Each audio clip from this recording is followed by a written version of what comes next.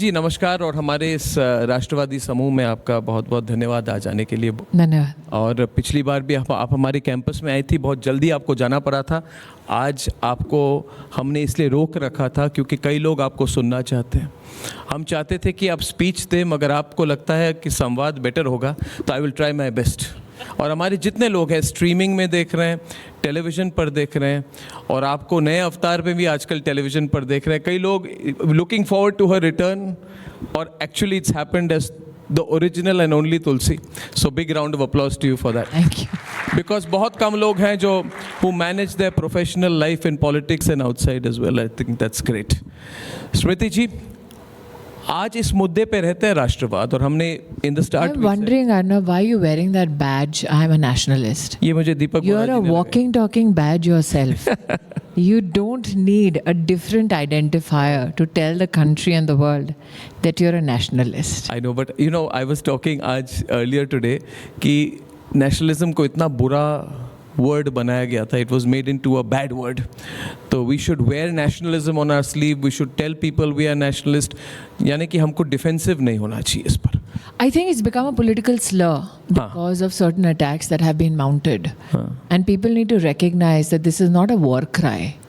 It is a wake-up call for every Indian. आज के भारत में और 10-15 साल पहले के भारत में एक फ़र्क है। आज का भारत वो है जो हर शख्स जो बोल नहीं पाता उसकी आवाज़ बनना चाहता है, उसकी आवाज़ उठाना चाहता है जी। आज का भारत है कि जो दिखाई नहीं देता था उसको एक प्लेटफॉर्म दिलवाना चाहता है। आज का भारत वो है कि जिसके थाल में रोटी का टुकड़ा नहीं, वो भरपेट खाकर सो ले, इस मानसिकता वाला भारत है।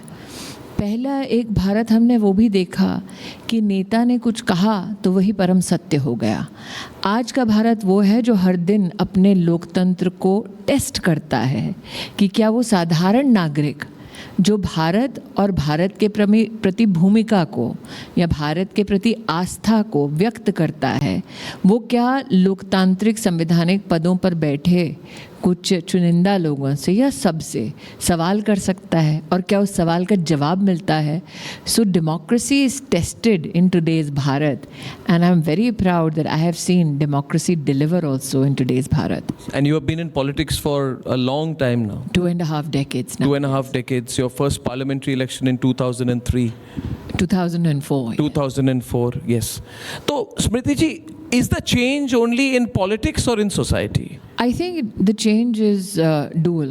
How much of it is because of the Modi government coming in? Politicians are being held more and more accountable with the advent of technology. I think technology has democratized how democracy is viewed, how democracy creates new perspectives, and how democracy is held responsible. No, I meant that how much of the change we see in society, of which Nationalist Collective is a reflection, how much of it is because of the political change of the BJP or the Narendra Modi government in particular coming to power in 2014, and how much of it is social? Given my 2.5 decades in politics, I have seen Atal Bihari Vajpayee as Prime Minister of our country.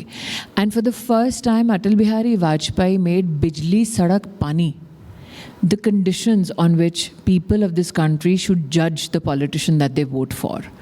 Before that, most of the issues were mostly emotional. Narendra Modi made performance politics the very foundation and basis of how the citizen can hold their government or leadership accountable. And if you remember, in 2014, for the first time, Digital India came to the surface, and Narendra Modi made digital governance a political reality. Before that, most of our laws, most of our policies, in fact all of it, and most of our political discourse was being held by the elite few in the power corridors of Delhi.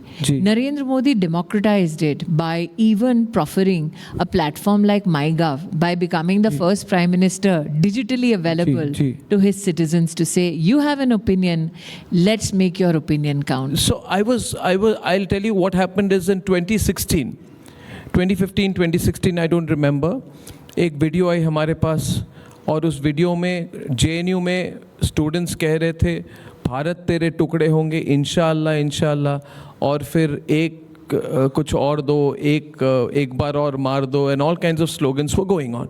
हमने video देखी और हमने जब इसको दिखाया पत्रकारों में, in our journalist community, they said, "Oh, this is normal, this happens every day, there's no problem." So I remember I called these same people, विमल जी, वो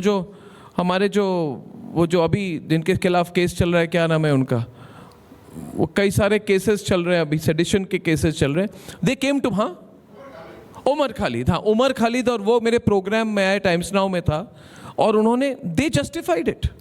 उन्होंने कहा this is freedom of expression and it is normal, और normalise हो चुकी थी। जो आपने आपको जो याद नहीं होगा अर्नब जी, आप एडिटर थे, मैं आपके कार्यक्रम में एक शाम आप आई थी जब सीआरपीएफ के 70 से ज्यादा जवानों को मौत के घाट उतारा गया था Correct. नक्सलियों द्वारा, जी।